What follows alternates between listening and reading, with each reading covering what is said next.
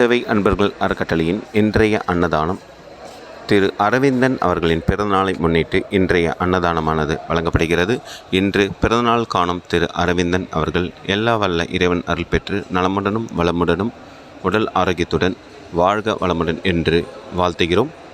இன்றைய கடவுள் சேவை அன்பர்கள் அறக்கட்டளையின் தொடர் அன்னதான சேவையானது 2306வது நாளாக வழங்கப்படுகிறது.